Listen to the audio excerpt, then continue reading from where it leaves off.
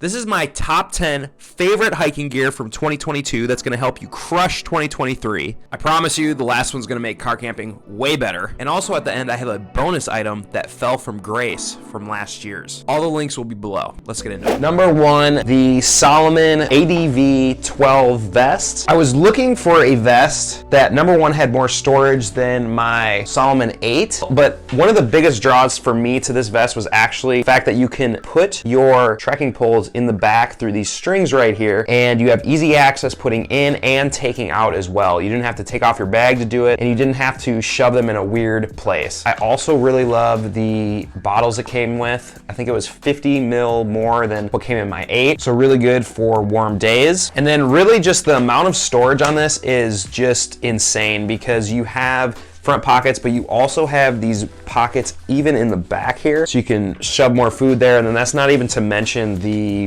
bigger back pocket as well. What I really like to do with vests like these though is not only use them for running, but also use them for an extended day hike or something like that. Instead of bringing an actual big backpacking bag with me, something like a little vest is great for that. An adventurer can never have too many bags, which is why number two is this Black Diamond Dawn Patrol backpack. So this is primarily for ski touring or split boarding, so it's really good in the winter, but I've also used it for many other snow trips and mountaineering trips. It's got ice axe loops in the bottom here, a bunch of things for skis and snowboard. The reason I got this though is because this is a 32-liter bag, and I had the Black Diamond 15 and I just needed way more room. Every time I go with the 15, there's just something that I can't put on it. And so this is great because it's even got a little pull-out thing for your helmet, so your helmet doesn't have to take up extra room. Here's a little hack too, by the way. This bag actually has a weird little compartment in the back here. So you do that, you zip it up. Okay, so say you put it on. Say you want to grab something out of that, you're on the mountain or whatever, don't want to take off your bag, you just spin it around, you can unzip it, take it, whatever it is out, zip it back up, spin it back, and then put it right back on your back. So really the one drawback to this though is that it doesn't have any water bottle pockets. So you have to use a Camelback with it, and that's usually what I'll run. But sometimes I did get this off of Amazon. This is just a holder for either my GoPro, cell phone, or a water bottle. Next up, we have the Patagonia Torrentshell 3L jacket. Love this coat. I finally spent money this year to get a good jacket, and the reason was I'm sick of getting a new Frog Togs cheap raincoat every year that actually leaks if you're in heavy rain. And so going on the Wind River High Route this year was going to be in the monsoon season, and I didn't want to be in another position like I was on the Colorado Trail where I got absolutely soaked. Picked up this coat. It's been great in all types of weather. It's a good windbreaker too, and it's a nice bright color and it looks sweet on the mountain, especially for pictures and in videos. But Chad, it should be for safety too. Yes, it's great for safety as well. I make a ton of videos, so the first thing that pops in my head is that you actually stick out in videos. Pro tip. The next one we have is Tannery sunscreen. So this is actually mineral sunscreen. So how does mineral sunscreen work? When you rub it on you, it actually reflects the sun rays back out to the sun. That's why it's kind of caked on, and you'll be very like white when you put it on. It's actually designed to reflect the rays back and not get absorbed by your skin. Whereas chemical sunscreen is the opposite. It's absorbed by your skin and it actually still absorbs UV light. On Mount Shasta, I didn't use this and I got so sunburned that I had blisters on the back of my head and underneath my nostrils. After that experience, I finally got better at putting on sunscreen, especially on the bottom of your chin and inside of your nostrils, because those are places, especially if you're traveling on snow, the sun will reflect back at you. Anyways, I used this for the rest of the year. Never had any problem with sunburn. Pretty astonishing for all of the snow climbs that I was doing. Next up, we have this bad boy, my Petzl Summit Evo. This is a 52. And the reason I got this was because I wanted something that was more aggressive of a pick, just a straight up and down cane style ice axe. So if you can tell right here, when I put this down, look how aggressive that pick is. Instead of being straight, it's got a curve here. And so that gives you more leverage when you're trying to do some more technical climbing and you're punching this into the snow. It's worked amazing on Hood, Rainier, Adams, all that type of stuff. Super light, looks really cool as well, and really good swinging ability too. Then we have the Coros Vertix watch. So I used to have the Coros A Apex Pro, which is a really good watch. I didn't think it was gonna be really that much different, but the biggest difference lies in the battery life. I did my 100 miler, and after completing at 31 hours and 28 minutes, it was at 68%. Pretty freaking incredible for 31 hours, 28 minutes. It's also got a bigger screen. It is a little bit heavier than the Apex Pro, so just know that. I think for the battery life, it suits my needs pretty well. If you do buy one of these watches, go directly to their site though, so you can get a free accessory if you use the code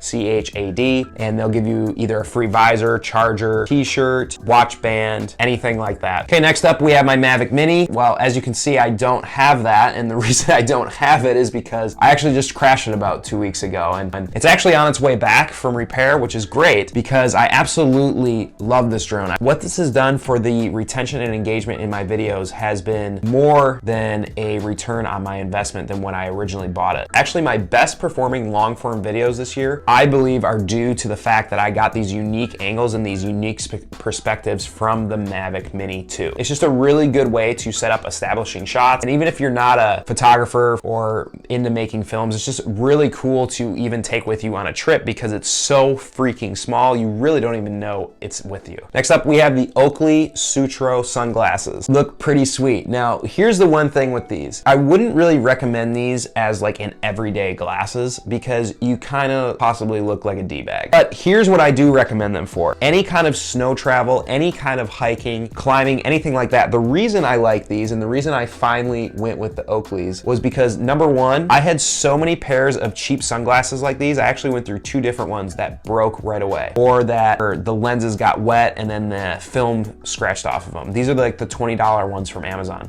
So finally, I just bucked up and I bought the really good ones, and these have been great because you can get replacement lenses for them because they're Oakleys. I really don't care at all about the brand name. I just want to have actually good sunglasses. One pro tip is when you're doing an early morning hike, mountain, whatever, put these things in your backpack right away in the morning so you don't forget them when you're halfway up on the mountain, the sun finally comes up, and because it was dark, you didn't even think about sunglasses when you started, you already have them in your backpack. Oh, the other thing I really like about this though, is that they actually wrap around your head. With regular sunglasses like this, you're getting a lot of extra light in the sides here, which is why a lot of people will buy glacier goggles. I just personally find glacier goggles really ugly and not very stylish. If I was actually on a glacier for days on end, I would get them, but for me, the snow travel that I do, this works really well at blocking the light from the sides. And what's really nice is that for mild weather in the winter, I actually will use these instead of goggles when I'm doing splitboard touring and actually going down the mountain. I did this multiple times on Mount Adams and things like that. Okay, next up we have Black Diamond Terminator gloves. I have been, again, looking for really good waterproof and warm gloves for years, and these are freaking awesome. I have pretty large hands. I got the extra larges, and they fit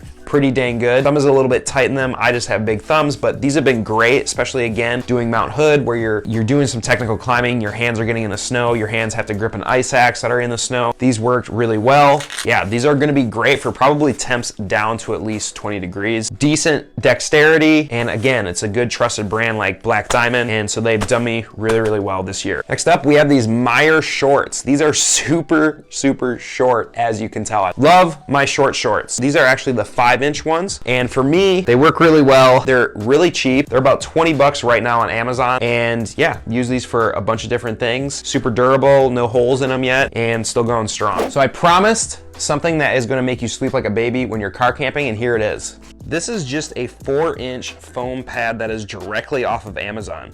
Folds up like this, folds out with a giant stain on it. That's actually pretty embarrassing. I think that's coffee though. Anyway, it folds out like this. So perfect, so comfy for car camping, especially, pro tip here, if you can find an angle to park your car at, you wanna sleep on the down angle of that so it actually pushes you back up against the seat that you're against, instead of your feet out towards the end of the car. It'd be a lot more comfortable, I promise you. But this thing's awesome. I actually look forward to sleeping in the car now. And now I'm gonna show you one product that is actually mentioned last year, but that has fell from my graces this year. And that is the Ultra Timp. So these are the Timp 4s. Now last year I had the Timp 3s. I never had an issue with these. Check this out. I actually had to hot glue that. Tread here's off. This one you can really see it. No tread. Starting to strip here. What happened was I went on the Wind River high route. There was some rocks and things like that. A lot of talus. And after that, my shoes just basically got shredded, and I didn't even have 100 miles on these shoes yet. So it was extremely disappointing. The other thing is that these are not good for scrambling. They're just not that sticky of shoes anyway. So these are really not that good to have on rocks. If you are gonna rock Ultras, I would recommend the Lone Peaks if you're gonna be doing a lot of boulder hopping or a lot of scrambling, or just get some approach shoes. Now, I even am on the Ultra Red team, and I gotta admit that this right here, not that cool. Big favor, but 95% of the people that watch my content actually aren't subscribed. So if you thought this was a cool video, please just hit that subscribe button. And if you didn't like it, please just hit the thumbs down twice. All links to the products are down below. And if you want to get exclusive tips that are delivered straight to your email that aren't on any other platform, sign up for my newsletter below. I send it only once a month, so I'm not spamming you. See you for the next one.